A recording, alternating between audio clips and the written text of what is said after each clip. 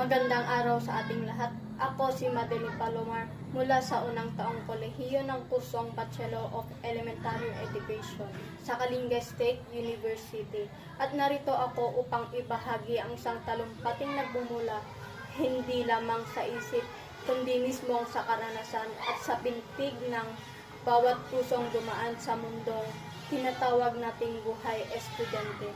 Ang talumpating ito ay inihahandog ko sa bawat kabataang patuloy na lumalaban sa kabila ng pagod, gutom, luha, mga proyekto at bayarin. Sa lahat ng bumabangon kahit walang pamasahe, sa mga nagbo-boarding na minsan ay nagtitiis sa mumunting kwarto para lang makapasok sa paaralan, at sa mga umaasang ang edukasyon ang magiging susi upang maabot ang pangarap. Tulad nga ng sinabi ni Jose Rizal na ang kabataan ang pag-asa ng bayan. Ngunit kung tayo nga ang pag-asa ng bayan, paano natin mapananatiling maliwanag ang pag-asang iyon sa gitna ng hirap, kakulangan at kaguluhang lumabalot sa buhay estudyante? Kaya bago tayo makaalis, tanong ko nga, ano nga ba ang tunay na buhay estudyante? Paano natin ito dapat harapin? At ano ang kaya nating gawin upang mapagaan ang landas na ito?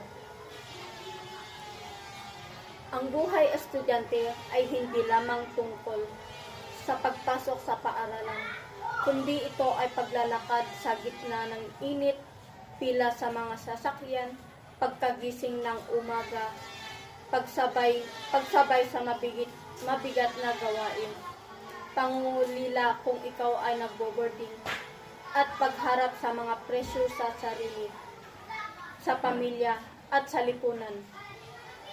Sa kasalukuyang panahon, hindi biro ang hamon sa edukasyon. Tumataas ang presyo ng pagkain at kuryente, lumalaki ang gastos sa pamasahe, at pati proyekto at mga kinakailangan ay mas nagiging magastos. Ayon sa mga lokal na ulat, marami sa kabataan ang pumapasok na walang baon at umaasang sana ay may matutuhan kahit hirap sa kalagayan. Bilang estudyante, ako mismo ay nakaranas nito. May mga araw na nagtitipid ako sa pagkain. May mga araw na halos hindi ako kumain ng isang araw. May mga gabing kulang sa tulog dahil sa sabay-sabay ang mga takdang aralin. May pagkakataong umaasa sa teknolohiya tulad ng Artificial Intelligence, AI, ChatGPT para mas maintindihan ang aralin. Ngunit mahalagang liwanin, pinagamit ko ito bilang kasangkapan, hindi kapalit ng pag-aral o pag-iisip. Ebidensya ito na ang modernong estudyante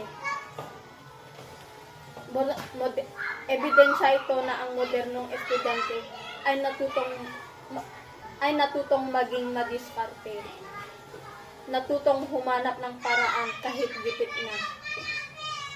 Sa ilang lugar dito sa Pilipinas, may mga estudyanteng naglalakad ilang kilometro para lang makapasok. At may mga nagbo-boarding kahit gipit dahil malayo ang kanilang tahanan. Sa gitna ng lahat ng ito, ano ang aking paninindigan? Naniniwala ako na ang buhay estudyante, gaano mang kahirap, ay isang hakbang tungo sa pagbabago. Ang edukasyon ay hindi karangalan lamang ito. Ito ay sandata laban sa kahirapan. Kaya dapat tayong matuto magplano, mag-budget, mag-aral ng mabuti, magpahinga kahit pagod, at maging responsable sa oras at gawain. Ano ang dapat gawin? Una, matutong humingi ng tulong sa mga guro, mga kaibigan o mga pamilya natin sapagkat hindi kahinaan ang pagtatanong. Ikalawa, tangkilikin ang lokal na mga programa tulad ng scholarship, libreng training, at youth livelihood na inaalok ng lokal na pamahalaan. Ikatlo, gumamit ng teknolohiya sa tamang paraan, sa tamang pag-iisip, at sa tamang paggamit. Ikaapat, magtayo ng maliit na pagkakakitaan kung kinakailangan. Marami sa kabataan ngayon ang gumagawa nito upang makatulong sa sariling gastusin. At panghuli, magtakda ng malinaw na pangarap at panghawak ito ng buong tapang. Sapagkat kapag may direksyon ang estudyante, tiyak na may patutunguhan.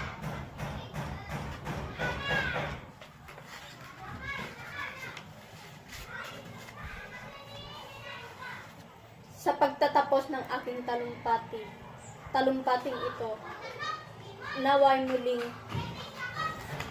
muling mabuksan ang ating mata sa katotohanan ng ang buhay estudyante ay hindi madali.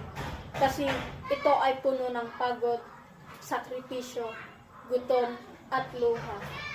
Ngunit ito rin ay puno ng pangarap, pag-asa, at lakas. Ang buhay estudyante ay parang mahabang daan. Kasi minsan lubak, minsan pataas, minsan nakakapagod. Ngunit sa dulo nito ay may liwanag.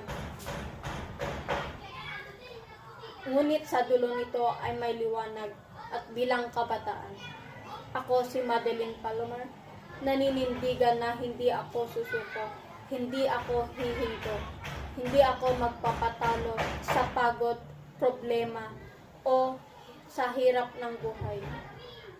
Ako ay magpapatuloy sapagkat ako ay may pangarap. At ang pangarap na iyon ang magtutulak sa akin upang maging mabuting guro balang araw. Kaya bago ko tapusin, iiwan ko sa inyo ang panunumpang magpapaalala sa bawat estudyante. Ako ang kabataan. Ako ang magtataguyod ng pangarap ko at ng aking pamilya. Hindi ako tatalikod sa laban.